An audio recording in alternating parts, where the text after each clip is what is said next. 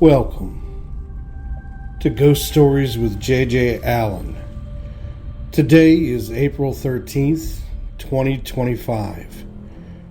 We've got an extraordinary tale from a man who encountered a frightful event in 1975.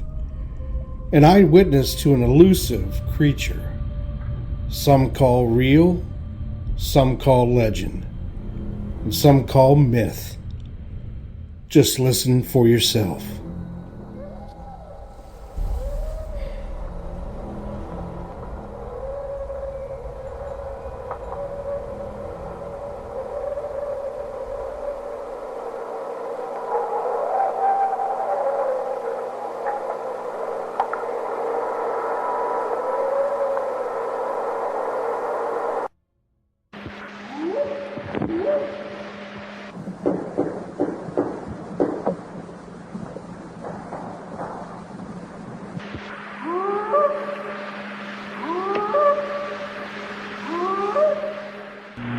What are you reporting? We got someone or something crawling around out here. Did you see what it was? Was it a person or an animal or? I can't tell. All I know is that my central light came on and I just happened to glimpse and see this thing running across the yard. A good-sized man or something. Looks like a man. I don't know what it was. Just that it ran across the yard. Okay. You've had problems in the neighborhood before? Yeah, my dog was killed here just recently. I don't know what it was. Whatever it is, it's running. I couldn't catch it if I was going to chase it. But whatever it was standing up. I'm out here looking through the window now and I don't see anything. I don't want to go outside. Jesus Christ, you better... Sure. See ya! Hello? Get somebody out here. What's going on now, sir? That son of a bitch is about 6'9", I don't know. Do you see him now, sir? Yes, I'm looking right... To cook great spaghetti with meat sauce, an Italian cook always starts with fresh pasta. So does Kraft. Then she combines freshly ground beef with tomatoes, herbs, and spices. So does Kraft. Finally, she sprinkles with aged Parmesan. And so does Kraft. It's all complete in Kraft's spaghetti with meat sauce dinner.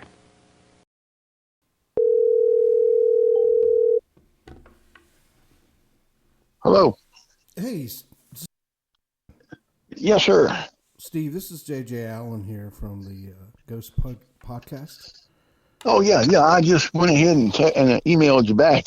I just got in from church. Oh. And so Okay. I was emailed you back, but being you're on the phone now, it's good to go.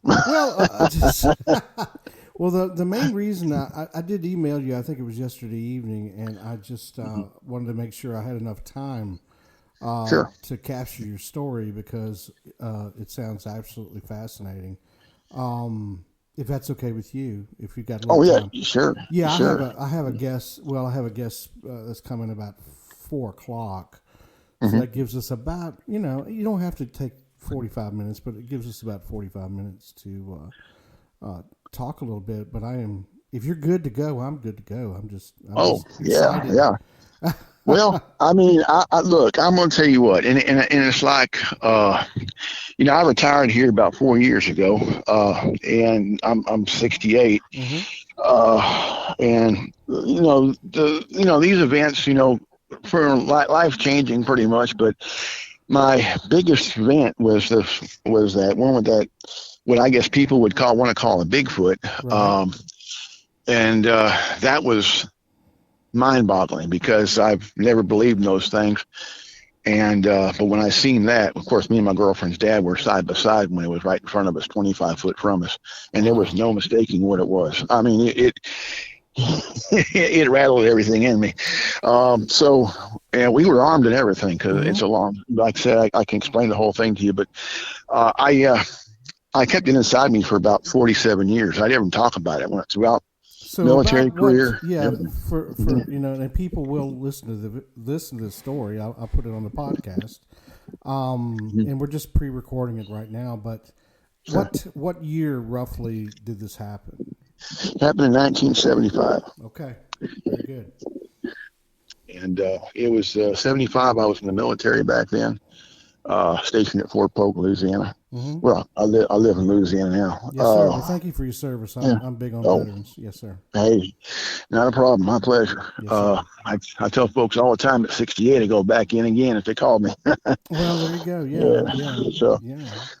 but no, I was at Fort Polk, and I had my girlfriend. She lived outside of Camden, Arkansas, about 4.5 hour drive away on a family farm out there, Mm-hmm. way out in the woods. And Camden back then was a small town. I have no idea how it is now because it's been so many years, almost 50 years. But back then it was a small town and small country folks, and they lived about 10, 15 miles outside of town, out there in the woods. And that farm was about 250 acres. And that was my kind of life, because I love tending the cattle and everything. And that's exactly what I did. I went out there, of course, to be with her, but her daddy and me became really good friends. And Sure. I helped him build fence and tend to the cattle and work his cattle and everything. And so it was great for me to get away from post. I mean, on weekends, I would jump and leave and get over there. And her granny.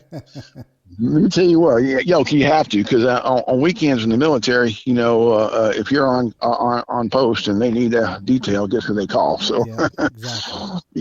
I would go ahead and I'd hightail it up there. And her granny was an amazing cook. At the time back then, she's about 73, 74 years old Pentecostal gal, but she could make some fried chicken, make your hat jump off your head. That's my favorite to eat, actually. Now we're in Virginia, where I'm located. Oh, okay. I'm in a small city called Stanton, Virginia, and okay. And you're talking to the right guy, because I'm a country boy by heart. Let me tell you. So there you go. I do love Southern cuisine, and there's not much I'll turn down. You're like me. but I'm experienced. We do a lot of hunting up here as well. That's pretty country. Yeah, it's beautiful. We live in a kind of a valley area, and everything. So maybe just describe where you went and how it kind of went down, and I'll take your time, and I have plenty of time right now. I'm just kind of curious. Sure. Well, it was a Friday night in June '75, and I drove up there, and her granny cooked for us, and everything, and it was fried chicken and everything, and it was amazing. After supper, I trust me, I'm ruined after I ate her cooking. It was amazing, my goodness. And I was not a 19-year-old soldier. And I understand anyone, any of your listeners who are ex-military in the Army, Army food was like eating bricks. And so it was that way. When we was in the woods out in the field, and on patrol, we had sea rations back then. Right. This is before the MREs came out. Right on. And so, that was actually just cuisine compared to what you got in the mess hall. So, so I look forward to getting off post and going to see Granny over there and getting that cooking. But yes, sir. Anyway, that Friday night, it was about 9:30. We finished supper. We was hunkered down again. And I remember this like yesterday. Being retired from law enforcement, I can tell you that, we deal with people all the time who have traumatic experiences.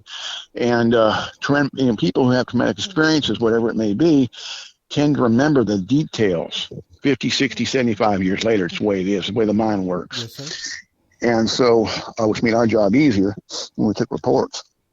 So this was a traumatic event for me, because as a 19-year-old soldier, trained Fort Benning, Georgia, taught all the military skills and Ranger School and everything. I thought that I knew it all, and boy was I wrong. So I learned that quick. I dosed medicine real fast. Sure. We had supper. We were hunkered down in the den, and of course it was me and my girlfriend. It was her daddy, her mama, and her two brothers. And watching TV, and Granny was in the kitchen washing dishes. All of a sudden, she screamed. I mean, like bloody murder. So we jumped and ran to see about her in the kitchen. Mm-hmm. This is an old country house, way out in the woods by itself. So it creaks every time you take a step. It's built on pilings. Yes, sir. So we, what I'm talking about. We ran down the hallway and got in the kitchen. I was the first one there. I almost cut a flip over her because she was sitting on her hind end on the floor in the kitchen, pointing at the kitchen window. Really? And she was just screaming. I seen it again. Well, in my military mind, she saw an intruder. Someone trying to break in, it scared the fire out. Right. Or her son, which was my girlfriend's daddy, Where, he said, "Hey, arm up," because he had rifles and shotguns down the hallway on racks, and so we all armed up and went outside out the back door. Of course, my girlfriend's mama and her, they both stayed 10 to granny because she was really shook up bad. Wow. Her brothers went to the right, me and her daddy went to the left. And now out the back door goes right towards the pasture. And it's 250 acre farm, so it's a big area. When they went to the right, they went to the other part of the farm. We went to the left, going towards what was a 50-acre swamp. Now that was right aside the pasture, and we had just finished building about 2 months prior to that a dividing the pasture from the swamp. Right. He didn't want his cattle going in that swamp because it's pretty thick. Right, makes sense. And and so we was going towards that corner post. When we come off their steps, I remember looking it was a very bright night. I mean, moon was just how it glows. It's like daylight outside. And we can see the cattle clear across the pasture. And they were hunkered up over there and cutting up, which was a sign there was a predator about. That could have been anything. A panther, it could have been a coyote, we didn't know. But what really shook my cage is when I kept hearing this whining, and I turned around and looked, and under the porch right there was his 3 blue tick hounds, trained hunting dogs, and they was hunkered down whining. They were scared. Oh, yes, sir. They were scared. When I seen them scared, that's when I got worried. Because I knew at that point in time, I knew they're scared because there was an intruder or some feller that they'd have been chasing him through the woods, cutting up. You'd have heard him a mile away. Yeah. But they were under their whining, and that got my attention real quick that we're after something a lot bigger and badder than some intruder. I asked her, Daddy, I said, "Hey, what about the dogs?" And he said, "Don't worry about that. Just stay close behind me." Well, I figured he kind of knew something. I didn't. So I stayed behind him. And now he had a 410 double barrel, and I had a 12-gauge pump. Right. And we didn't, I'm thinking, still thinking there's someone out here, I'm not knowing what. As we got close to the corner post of the dividing fence, we caught a stench, a pretty rough stench, and I didn't think nothing of it. But I remember that very vividly, and we got about 7, 8 foot from the corner post, and all of a sudden we rattled something up and jumped something up. And it was in the thicket, other side of the fence, in that swamp. And it was just like, it sounded like, tearing things up like a 2,000-pound rhino. I mean, just breaking limbs and cutting up and making all kind of a racket. The dry leaves were just crunching like tater chips. And so we knew there was something big inside there. Then all of a sudden it jumped the fence into the pasture. Now we was about 25 foot from it because the next morning, we'd gone out and pulled a recon. We went ahead and did our measurements and where we were and back to the point of origin and everything. And we were about 25 foot from where this thing jumped the fence and landed in the pasture. At this point, this gives me chills even saying this, even now. At this point, it challenged everything I ever been taught in school, in the military, everything. It came to a complete and sudden halt. No. And my brain froze because what I'm looking at, I got chills. And my mind is trying to figure out what am I looking at? And first thing I'm thinking is bear. Yeah. But then in the back of my next thought came in Arkansas, there is no bears this big. The tallest bear might be about 5 foot tall, standing on hind legs. Right. Yeah. And so, I know. Right. Well, this thing stood up about 8 foot tall. It was flank of us, like I said, 25 foot from us. It was flank of us. It was very muscular. It had broad shoulders. And I know I've seen lots of bear because I was raised in Southern California, and we just go up in the Yosemite Valley all the time. And I've seen lots of grizzlies and stuff up there, and they get pretty big, Scary. But yeah, they are. Yeah. But the thing about it, there's very descriptive differences between a bear and what we saw. A bear, grizzlies and all kind of bears have sloped shoulders. This creature had very broad, massive shoulders. Right, almost like a wrestler or large weightlifter or a big guy. Loose Rigno or something back in the day. Yeah, exactly. Because I follow that boxing. I like that too and everything. But yeah. I mean, a very huge. The reason I say wrestler is you got some of these guys are absolutely, yeah, monsters. huge guys, but they're very muscular. So, Very so. yes, sir. And this thing had massive arms, long arms. I remember his hands was down below his knees, and it was just a very weird shaped creature. Now he was flank of us, so when I was flank, we were looking at his right side, and we seen his profile, and his profile was as a man. A bear's got a snout. Yeah. This was a huge man's face. I mean, it looked like, now it was covered in hair, long, stringy hair. And like I said, the moon was so bright, we can make all the details out. He had big hands. And I slowed this whole thing down because this all happened in a matter of 20 seconds. But I just slowed it down and kind of give you the description right here in your viewers, the description, or your listeners. And the gist of it, by that time then, he broke and ran. And he ran away from us. He didn't try to attack us or anything. He ran away from us going across the pasture. Well, when that happened there, I mean, we were looking at him, and of course, I didn't dare take a shot. I mean, I ain't the sharpest tool in the shed, but I ain't the dullest neither. I figured that I have a 12 gauge shooting against something that's about 700 pounds, 8 foot tall, like a BB gun. Yeah. And all you're going to do is you're going to piss him off. He's coming after you. So, we didn't fire a shot. And of course, that 410 he had was a candlestick. So, we watched him run across the pasture, and he went ahead and he crashed to the cattle gate. And I mean, shattered that cattle gate. Went right through it. Through the cattle gate. Wooden cattle gate. Right. We built that cattle gate. Now, I'm going to tell you, this is the scary part about it. When you say cattle gate, people think, oh, you made of what? Some rinky-dink 2x4s and a balsa wood or something. No. We built that gate out of 2x6 oak boards.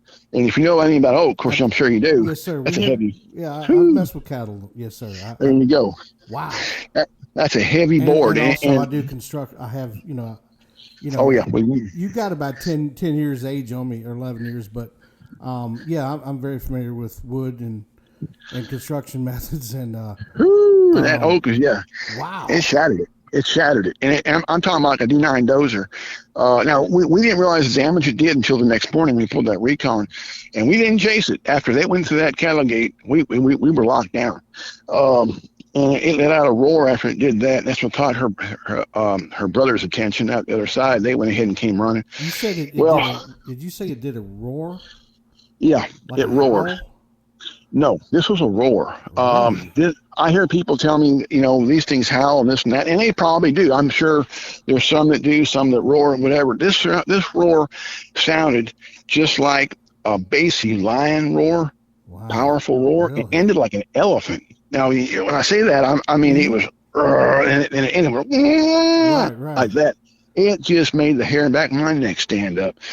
I ain't never heard nothing like that. And I've been living in the woods. I live in the woods out here. Been living here, since 40 years out here in the woods, in the backwoods, Louisiana. Right. I ain't never heard nothing like that. Excuse me. So, it rattled my cage in that. Well, when they did that, of course, here come her brothers coming running. And they said, y'all hear that? I said, hear it. I said, we seen this thing. They seen it? I said, yeah, we seen it. So the adrenaline was running. We was all in shock and everything. Her daddy was freaking out. He was, I don't know what to do. I don't know what to do. And he said, this thing comes around every once in a while, and I don't know how to protect my family. Well, when he said that, it kind of dawned on me, okay, when Granny said she seen it again, when she saw it look in the window, that made sense. This wasn't the first roundabout. Yes, sir. I did pay attention, and I was going to ask you about that. That's when I kind of said, wait a minute. When she said it, well, so I asked him, I said, so this thing has been around before? He goes, yeah. He said, but this is the first time I actually got a chance to really see it. And because it comes around every once in a while, and I would look in the kitchen window. And he said, Mama, he said it would startle her. It never tried to break in the house. It never tried to go ahead and like be aggressive or anything. Just curious. Probably maybe he wants some of that fried chicken. I wouldn't doubt it. If I was a Bigfoot, I would. Well, I mean, if you really do think about it, I mean, if it crashed through a cattle gate. Now, do you think that was wow, that was a great story. I mean, that was incredible. And that's the first time I've heard of an actual sighting. 25 feet is pretty close.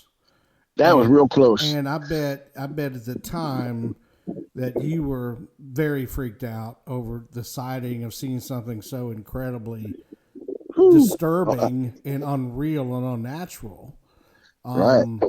Because it just basically shocked your reality, shocked your senses, and you sound like most folks, very reasonable, very articulate, and very, you understand the world, you understand reality, and your circumstance of where you live, how you live. You've been in the woods like me. I'm a woodsy guy too.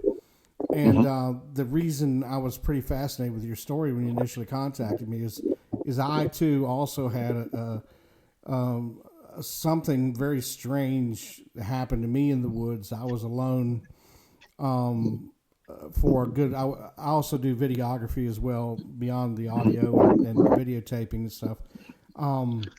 And I was doing a short little video project is what it was. Mm-hmm. And I had, and I grew up in, you've heard of the Appalachian Mountains. Oh, sure. Well, I grew up in the Appalachian Mountains at the base of the beginning of those mountains. And as a kid, I grew up and I played in the forest like an Indian. Mm-hmm. So I was extremely familiar with, the workings of the Blue Ridge, forestry.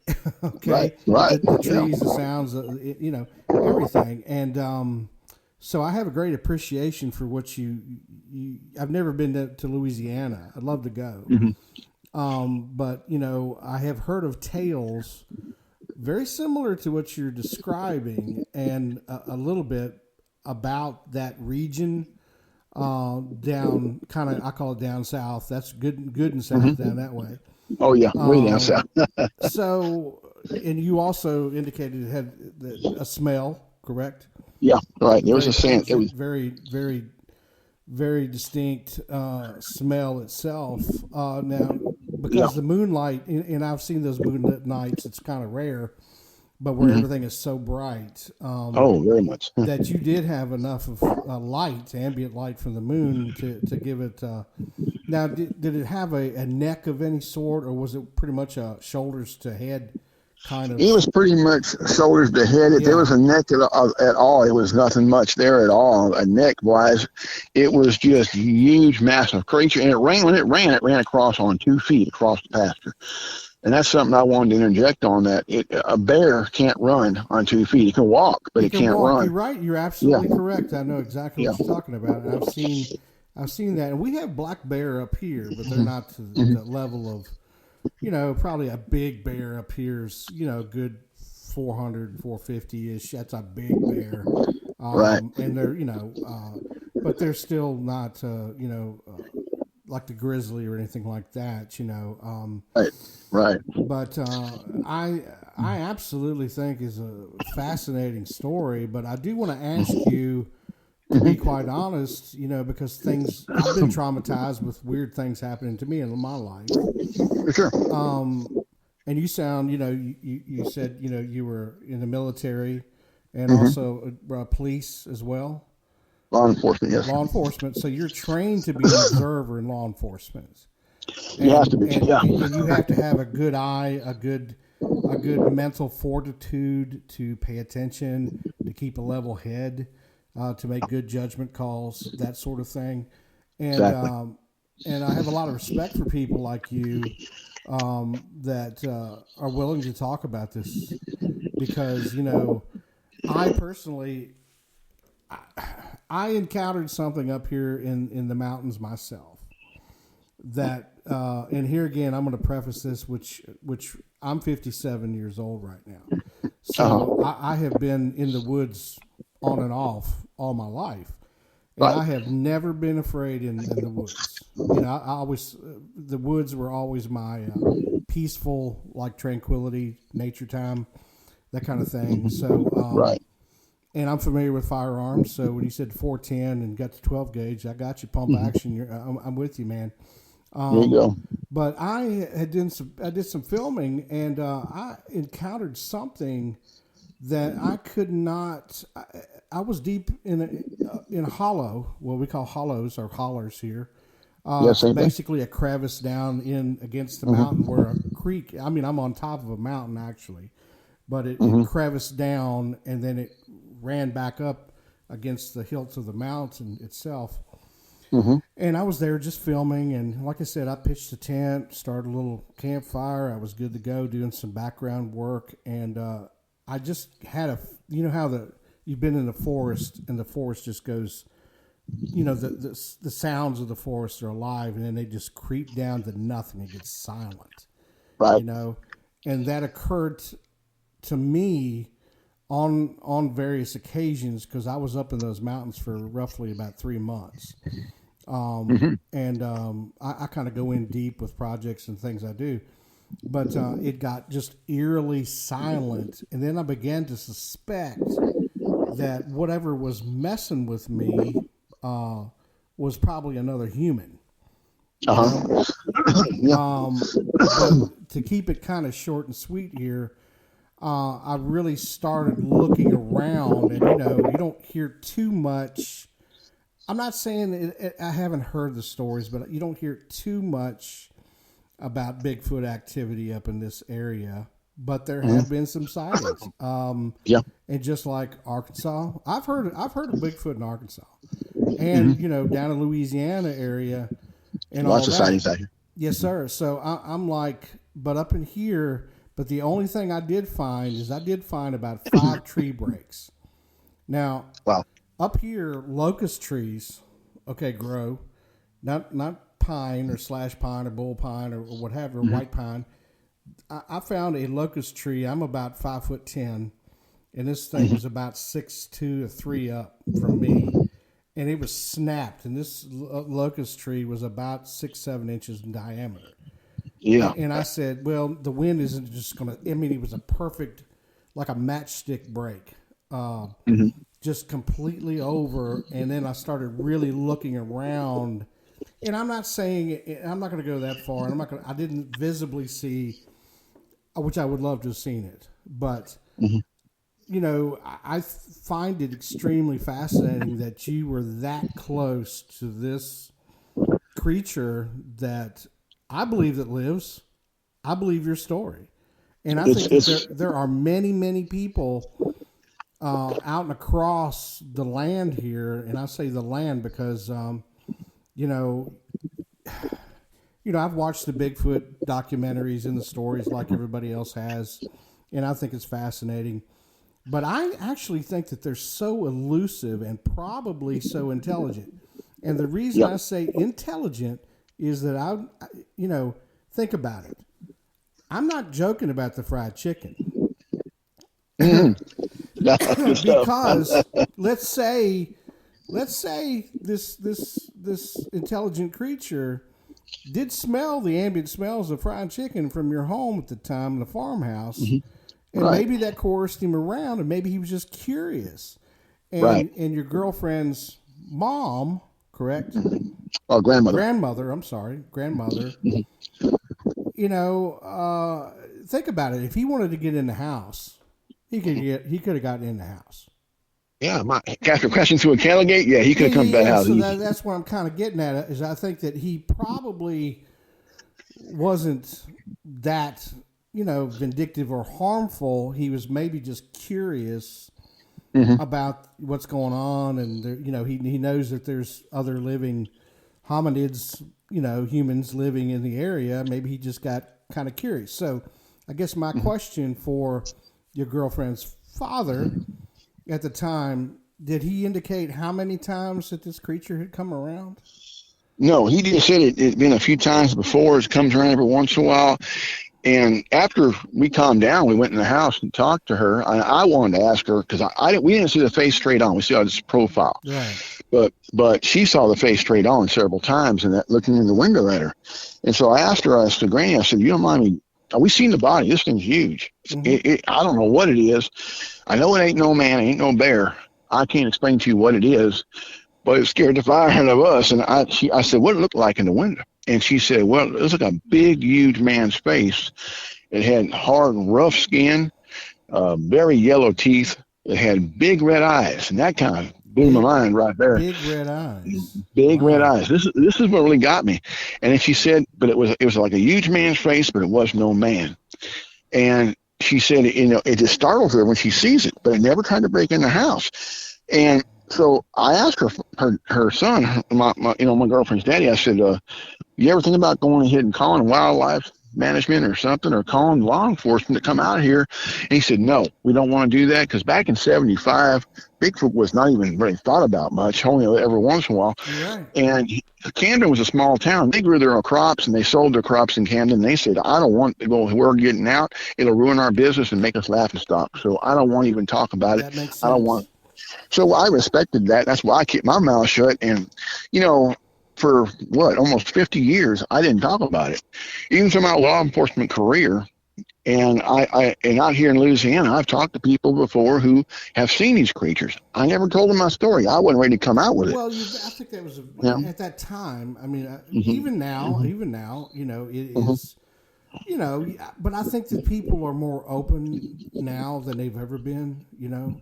Because I remember the '70s. I was a kid in the '70s. Like I said, you got about 10 or 11 years on me.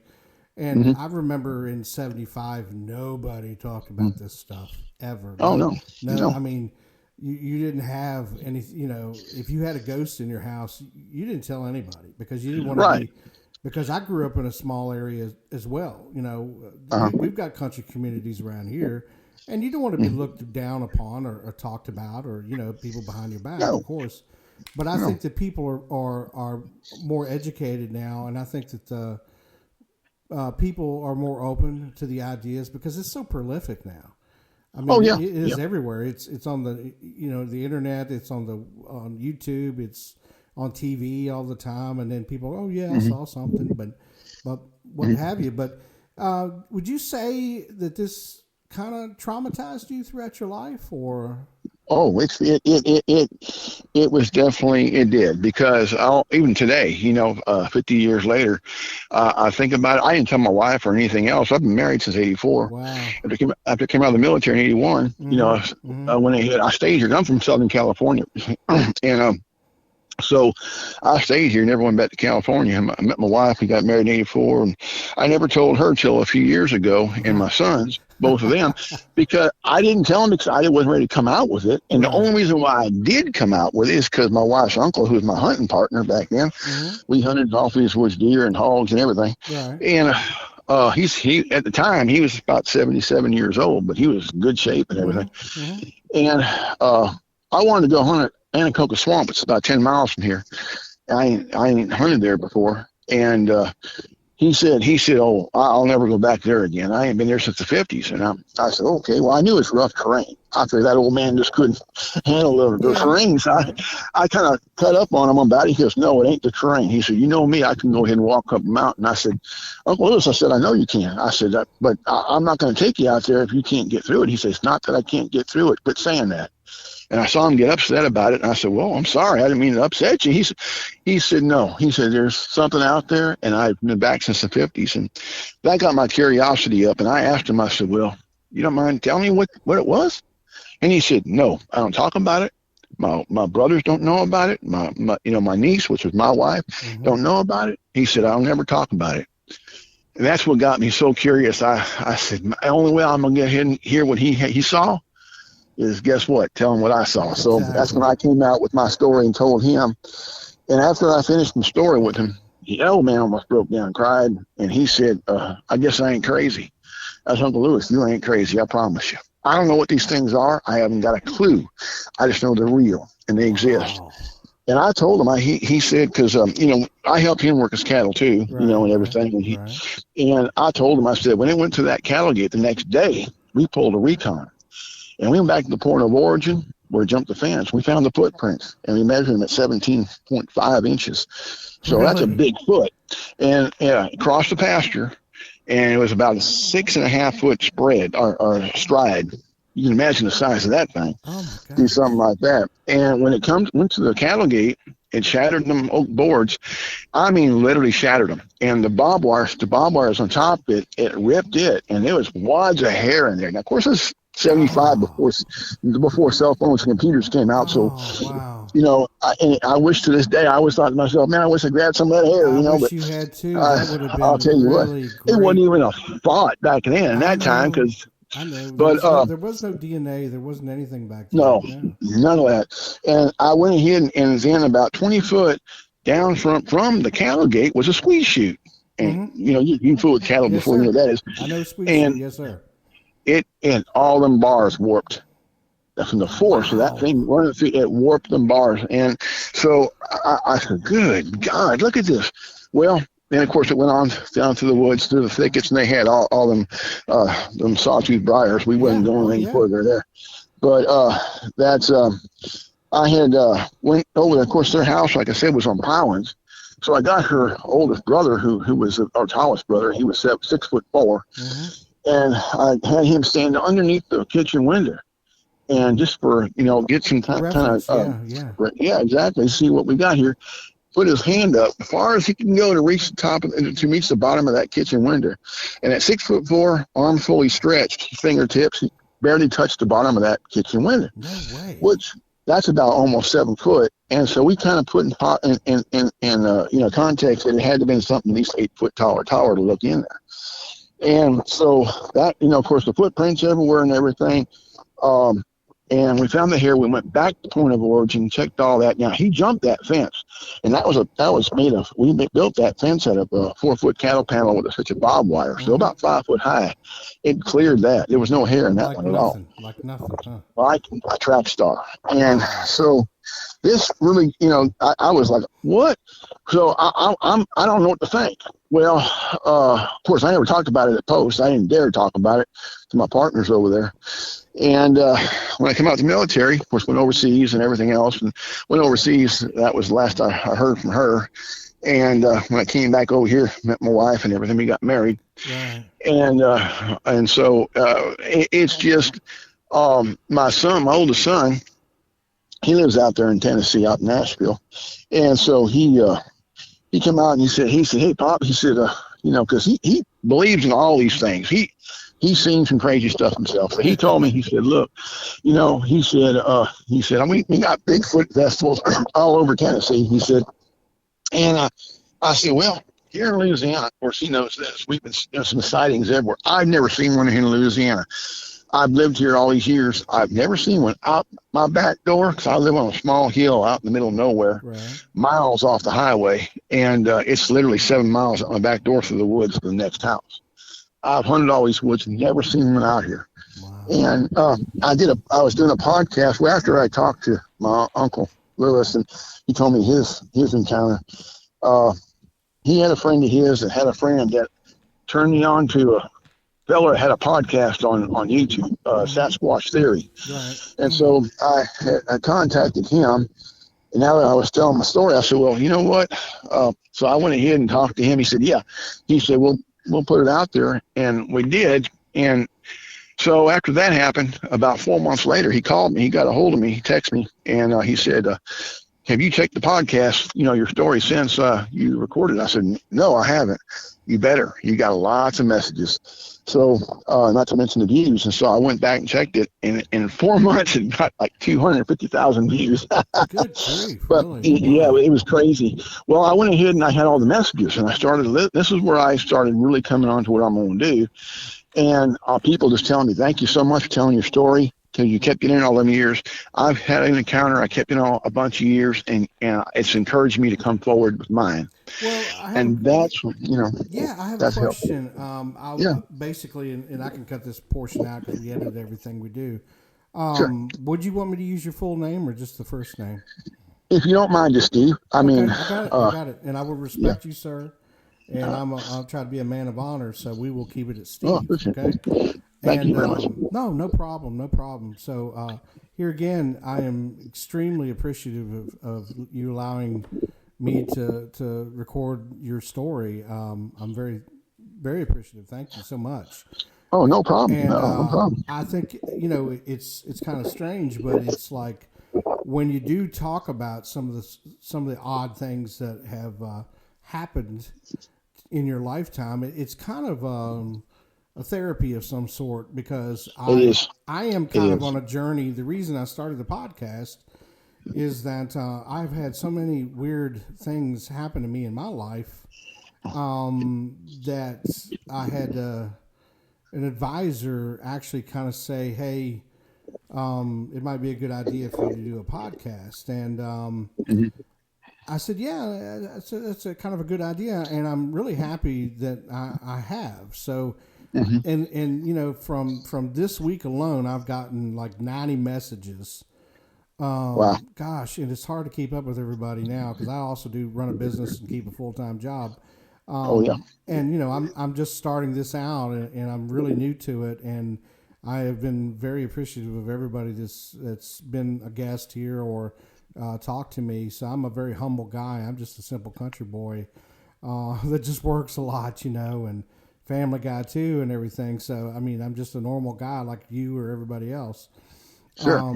But like I say, Steve, thank you so very much. I'm going to probably just cut it off here if that's okay, because I've got a guest coming. But if you ever want to reach out to me, message me or email me, please feel free to do so. But you sound like a very solid, nice man, and you know, things happen to people, and it does. But you know, you're very clear and very concise, and I think that a lot of the viewers, and the strangest thing about this is this thing is kind of taken off. I've only done this about a month, and it's really taken off. And I mean, we've got views, oh my gosh, across the world already. That's great. That's fantastic. Australia, south of China, wow. The United Kingdom, a lot here in America. It's kind of mind blowing to me what the internet does these days and all that. But you know, hats off to you for doing what you do, because you're giving people an avenue and something to come forward and to get this off their chest. And like you just said, it is therapy. For me, it's been great therapy, because I didn't realize how good it had been when I first came out with my uncle. And after that, my podcast, and then a couple other podcasts had called me, and they wanted, you know, and after that, it was a mission to get people to come forward, you know, and say, look, don't keep it inside you like I did all those years. Go ahead and get it out, and people need to hear this. I've gotten a lot of good. I've gotten a lot of good. People are not opposed to this at all. You know, and I'm sorry to cut you off there, but I was like, go ahead. I used to think I was crazy too.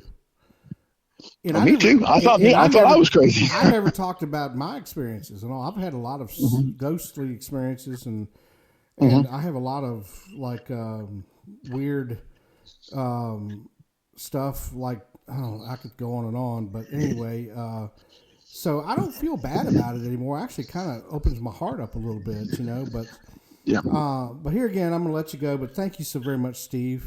You're a very nice man. Sure. And I appreciate you talking to us, and I'm sure the audience is going to love this story. You know. Well, I hope this helps people come forward with their stories and get it off their chest.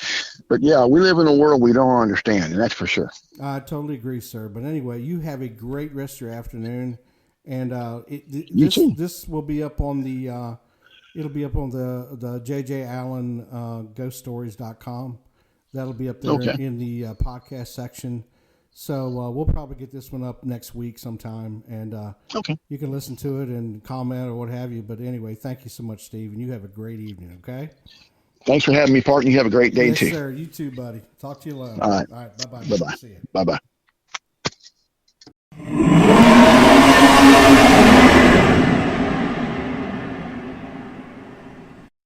It's a real thing. Coke is, that's the way it should be. Coca-Cola, what the world wants to see. Oh yeah, it's a real thing. Coca-Cola, that's the way it is. With a bottle of Coke, and the way it will stay. For the taste of your life, what the world wants today. Oh yeah, it's a real thing. Coca-Cola, Coke. 6 months ago, my life was completely different. Back then, I had met the most beautiful woman. We dated for a while, we hit it off, and I thought I had hit the jackpot, you know? I had shared a place with a friend, and I hated telling him that I was going to move in with my new lady. He asked me if I was sure. At the time, I thought he was a little pissed with me because I was disturbing the flow, his finances and all. But when I asked him, he said he was cool. We left it at that. I moved in with Jade. I'll have to admit, in the beginning, it was great. She was a man's dream. A body to die for. And those eyes. I will always remember those eyes until the day I die. Fast forward a couple of months. She would take candles into the spare bedroom, close the door, and she would be in there a while. At first, I didn't think much about it. I was so infatuated with her beauty, I have to admit I was taken, you know? But then I got curious, and I asked Jade what she did in there. I wish now that I had never asked. We had been together a good while. I believed we were really good. And that's when she explained to me that she claimed to be a witch. I, at first, didn't say anything. A part of me hoped that she was just playing, but no, she wasn't. Finally, she brought me into the spare bedroom. I looked around. I hate to admit how freaked I got, and that's when I got a little scared to share my feelings with her, honestly. She explained that she had been doing this since she was a girl, that her mama had taught her, had been handed down from her grandmother, and so on. I try to be very cool with it, but she asked me if I wished for anything. That's where I made my mistake. I should have been more careful, but I was wrapped up in her. So jokingly, I said, I want to become top salesman this month. I worked at a high-end dealership and I did very well ordinarily. I ended up selling 22 units. I became top salesman of the month. My commission checks were huge. I was happy. But then I began to wonder. I don't know if I was swelled up from success, but one evening she came into the living room and held out my cell phone. Now, I never hid anything from her, never texted other women. Hell, I was happy. But she had gone through my phone and found a conversation with Yolanda. Yolanda was my cousin. I had been in her life since she was born.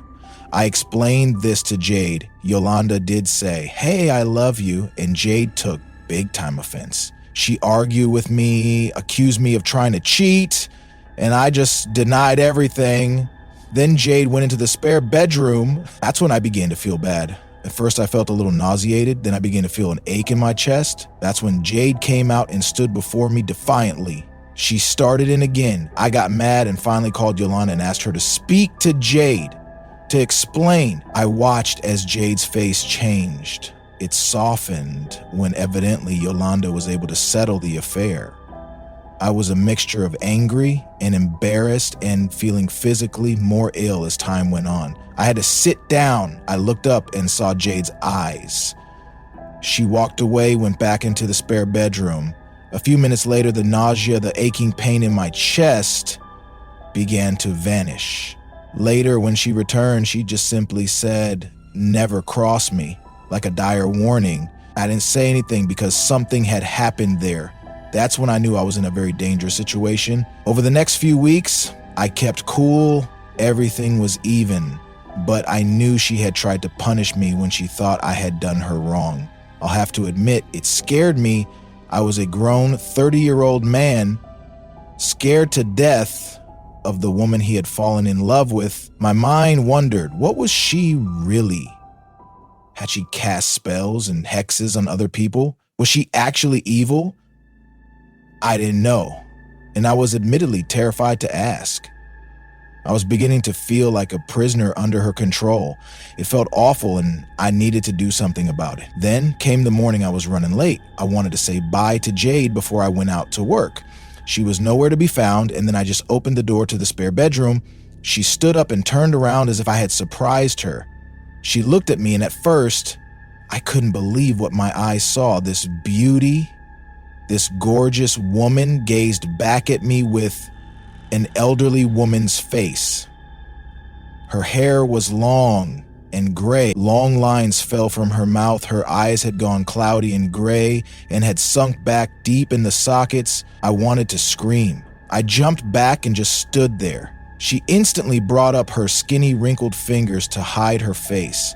Then she abruptly turned away from me. The only thing she said, which was the last thing she ever said to me, was, "I never wanted you to see me this way." That was a very messed up day. I didn't know what to expect when I came back that evening to the townhouse we shared. I used the key and unlocked the door. She was gone. She had left. All of her belongings gone. The spare bedroom, empty. I stood there for a few minutes not knowing what to believe. A part of me was relieved. I admit it. To conclude, I never stayed another night in that townhouse. I gathered my stuff, packed up my car, and luckily I was able to crash at my mom's place for a while. I don't know what happened to Jade. She was a mystery. She supposedly worked at a salon. I called them, asked for Jade, and they claimed they had never heard of her. Be careful, guys. Looks aren't everything. That's the end of my story. Thank you.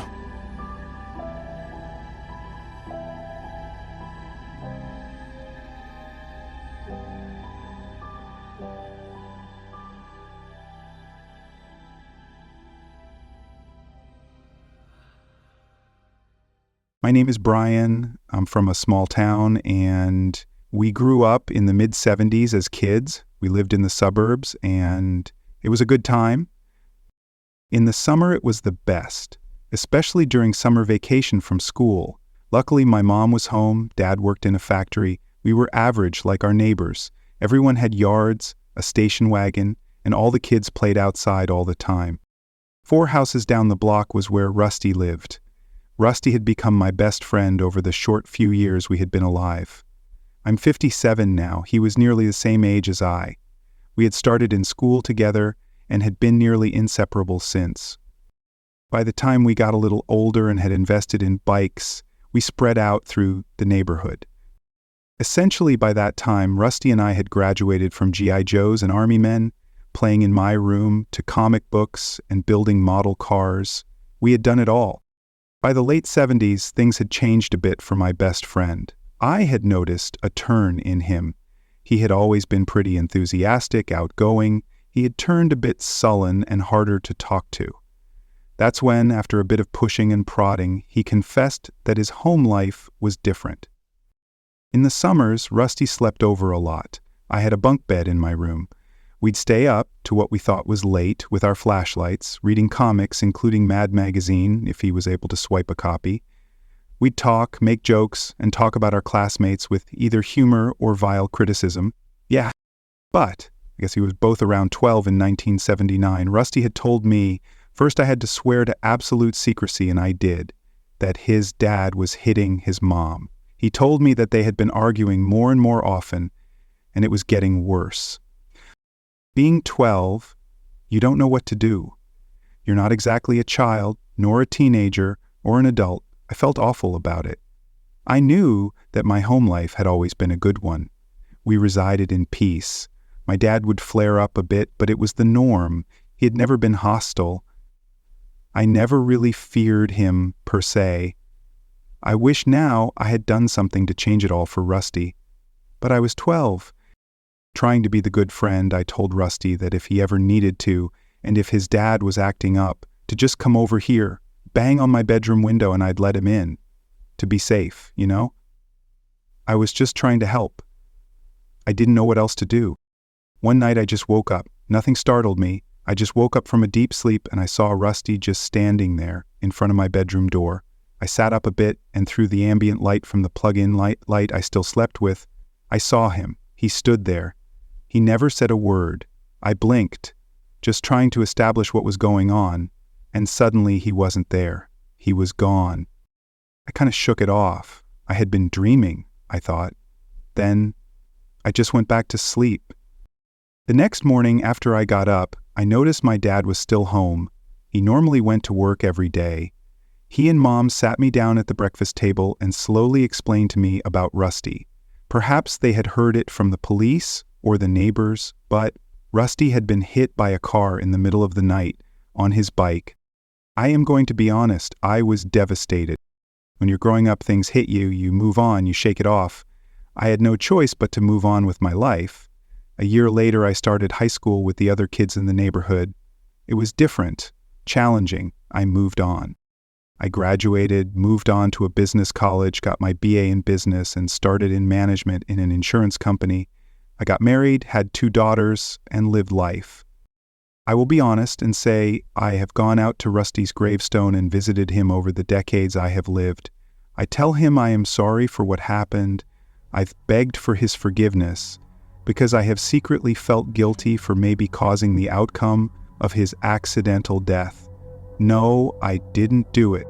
But perhaps he was most likely biking to my house in the dark to get to a safe place. I had told him to come, and he died because of it. I have admittedly been to therapy over this. It has helped. I do understand that his death was not my fault. I get it. But still, it haunts me.